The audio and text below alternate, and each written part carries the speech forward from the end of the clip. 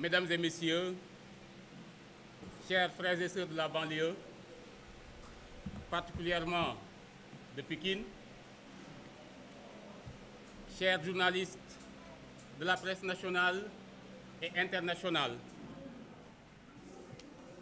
nous tenons à vous remercier de votre présence à cette Assemblée générale suivie de points de presse.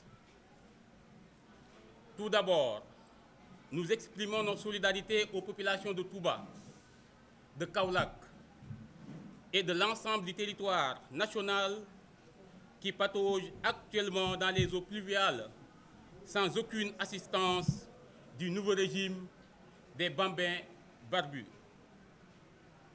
Au-delà de la léthargie du régime en place face aux inondations, c'est le mépris affiché vis-à-vis de ces populations qui intriguent. C'est pour cette raison qu'il y a un bon nombre de questions qu'on doit se poser. Que se passe-t-il? Sont-ils incapables? Pourquoi autant de mépris à l'égard de nos communautés religieuses? Où sont passées les promesses faites aux autorités religieuses de Touba avant le Magal? Mais nous tous nous savons que nous avons un régime manipulateur qui n'a jamais réussi à tenir ses promesses en six mois d'exercice. En outre, il faut constater avec regret le carnage humain sur les routes sans aucune mesure dissuasive prise par les nouvelles autorités qui freinent pour freiner cette hécatombe. À cela s'ajoute la recrudescence de l'immigration clandestine des jeunes, sans perspective, sans espoir de lendemain meilleur dans leur propre pays. Ces jeunes, jadis utilisés comme chair à canon par le président permanent de Sweet Beauté, dans ses combats personnels contre l'ancien régime, se sont vite rendus compte que ce n'était que de la poudre aux yeux. Il a vendu du vent à la jeunesse, malheureusement. Il n'y a jamais eu de projet. Il n'y a jamais eu de projet. À 6 mois d'exercice, ce régime composé de moribonds a montré les limites. Encore moins de solutions aux préoccupations des Sénégalais, surtout à la lancinante problématique de l'emploi des jeunes. Mesdames et messieurs, vous savez, si les jeunes ont vu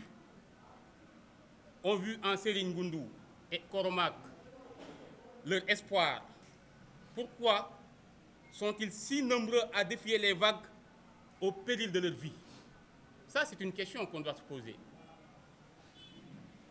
En tant que jeunes Sénégalais, nous demandons au régime en place qui, pour accéder au pouvoir, n'a jamais hésité à utiliser la jeunesse pour mener ses combats par procuration, de s'adresser à nous, non pas pour proférer des menaces, ni chercher à faire peur en peignant un tableau noir du pays.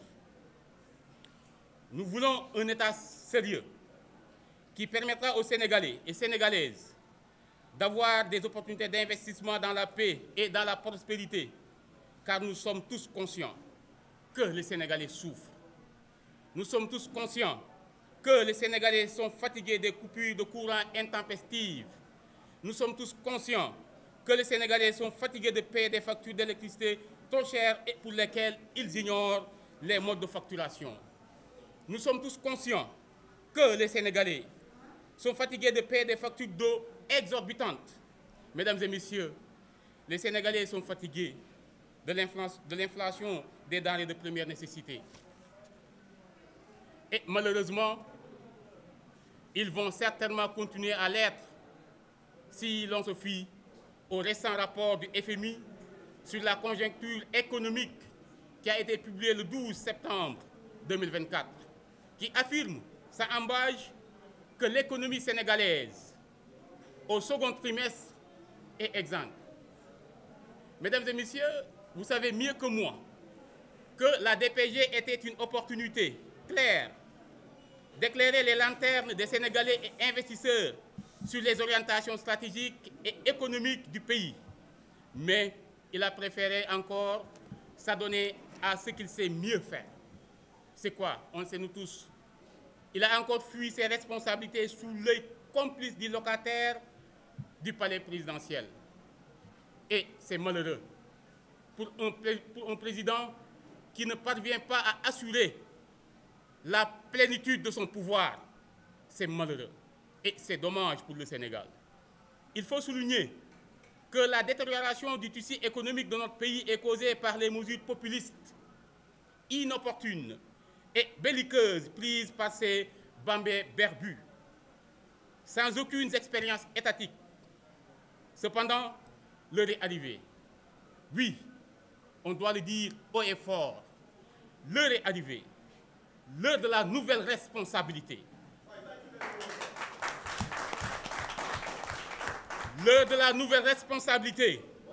Aujourd'hui, il est impératif de briser les chaînes de la dictature silencieuse qui gangrène notre pays. Nous devons nous orienter vers une nouvelle ère de justice, d'intégrité, de solutions concrètes et de prospérité partagée prônée par le président Amadou Ba. Mesdames et messieurs, face aux slogans creux, aux promesses non tenues et aux discours vides, chaque citoyen doit désormais assumer sa responsabilité et agir maintenant. Agir ensemble avec le président Amadou Ba pour extirper les Sénégalais du labyrinthe dans lequel ces bambins barbus les engouffrent.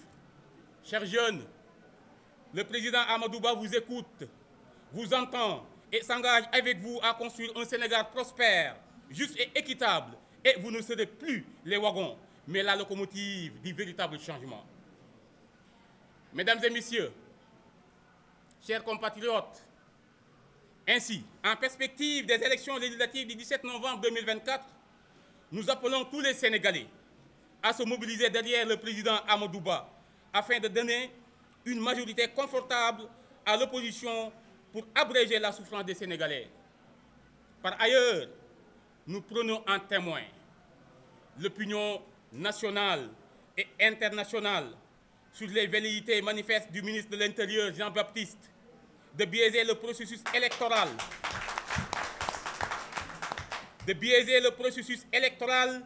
afin d'organiser un hold-up au profit de son camp. Son attitude irresponsable et indigne d'un ancien général vis-à-vis des acteurs de l'opposition prouve à suffisance qu'il est disqualifié pour organiser des élections libres, inclusives et transparentes qui reflètent la volonté des électeurs.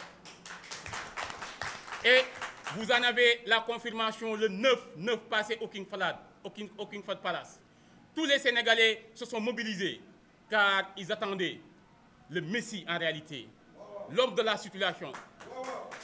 Cette grande personnalité à qui on a inculqué les vertus de la morale et de l'éthique, telles que la solidarité, la générosité, le patriotisme, le civisme et l'altruisme. Les Sénégalais ont fini de démasquer ces narcotrafiquants d'illusions. Et face à leurs promesses non tenues, le ministre de l'Intérieur tente honteusement d'usurper la vérité des urnes. Mais mesdames et messieurs, vous savez que c'est une peine perdue parce qu'à 6 mois, les Sénégalais ont compris que c'est Amadou Ba la véritable solution. Nous tiendrons le ministre de l'Intérieur pour responsable de toute irrégularité qui sera notée avant, pendant et après les élections.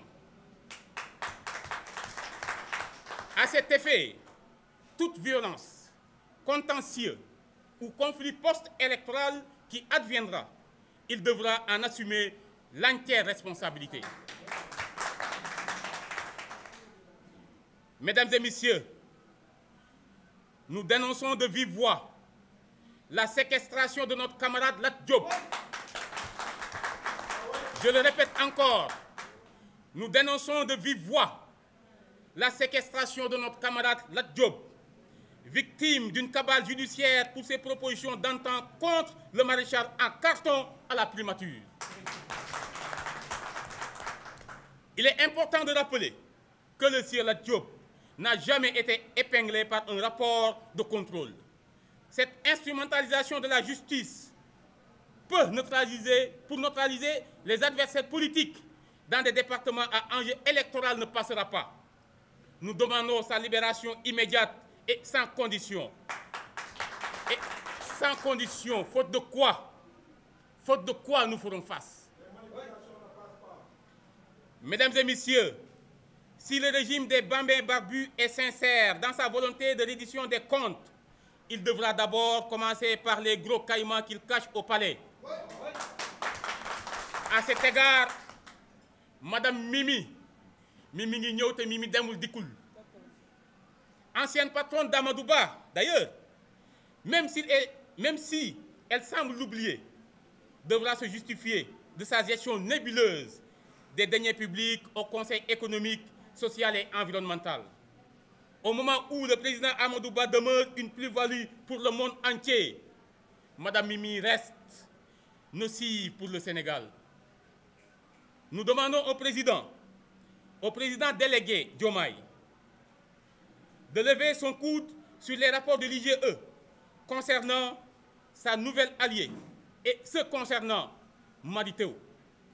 Ce dernier a été défenestré, je dis bien, ce dernier a été défenestré de l'ancien régime à cause des supposées surfacturations énormes dans la construction des Zénos. Nous demandons au pôle judiciaire et financier d'éclairer les lanternes des Sénégalais sur les scandales financiers de l'Office national de l'assainissement du Sénégal, ONAS. Ils ont un compte à rendre. Ce gouvernement doit édifier les Sénégalais sur la question de l'ONAS et nous attendons avec impatience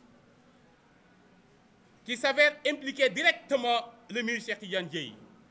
Ils doivent en parler et ce ministre doit désormais présenter sa démission. Et celui de l'Agence sénégalaise de l'électrification rurale, ASER, où les droits élémentaires d'une entreprise sénégalaise sont foulés à pied. Et pourtant, c'est eux qui disaient qu'il faut valoriser la jeunesse sénégalaise. C'est eux qui nous disaient qu'il faut valoriser les entreprises sénégalaises. C'est eux qui disaient qu'il faut former les jeunes pour qu'ils puissent entreprendre. C'est aujourd'hui maintenant. Ce sont ces mêmes entreprises sénégalaises qui foulent aux pieds. Et c'est insensé. Ce gouvernement, à 6 mois, devrait présenter sa démission.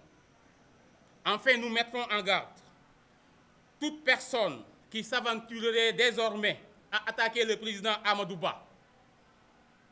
Celle-ci nous trouvera sur son chemin et devra en découdre avec nous. C'est ensemble, avec cette nouvelle responsabilité du président Amadou Ba, que nous réussirons. Vive la nouvelle responsabilité. Vive le président Amadou Ba. Vive le Sénégal. Merci de votre aimable attention.